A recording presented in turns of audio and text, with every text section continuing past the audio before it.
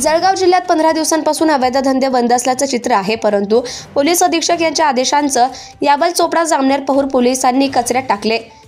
अधिक माहिती अशी की जळगाव शहरातील प्रभावीपणे 2 नंबरचे धंदे बंद केले। यामध्ये यावल चोपडा जामनेर पहूर या ठिकाणी हे धंदे चालू आहेत। तसेच पाचोरा येथील कानाकोपऱ्यांमध्ये हे धंदे सुरू असून याला बंद करण्यात हे सर्व पोलीस निरीक्षक नापास झालेत। कारण अशी की त्या ठिकाणी हप्ता गोळा करणारा आणि 2 नंबरचे धंदे चालू करण्याची परवानगी देणारा पोलीसच आहे, म्हणून आधी जे हप्ते गोळा करतात त्यांच्यावर कठोर कारवाई करा अशी मागणी वारंवार केली जाते। परंतु अवैध धंदे बंदच्या सूचना म्हणजेच पोलिसांना उशिरा सुचलेलं शहाणपणच म्हणावं लागेल।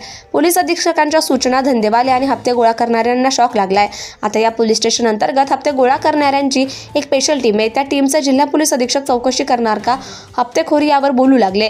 काही वेळा नेत्यांनी देखील आवाज उठवला होता, त्यामध्ये आमदार एकनाथ खडसे हे जाहीरपणे बोलले होते। मात्र गेल्या वर्षभरातील चर्चा पहिल्यांदा अंमलात आली। यावर छट्टा मटका, दारू, वाळू, माती, रेती, रेषांचा काळा बाजार कुठे हे मात्र सुरू आहे। स्थानिक पोलीस यांच्या आशीर्वादामुळे म्हणून ज्या पोलीस स्टेशन अंतर्गत हप्ते गोळा करणारे आहेत त्यांची संपत्ती चौकशी करावी, त्यामधून सत्य काय आहे ते बाहेर पडेल अशी मागणी जळगावकर जनता आणि स्थानिक नागरिक करतायत। Subscribe now and press the bell icon. Never miss an update.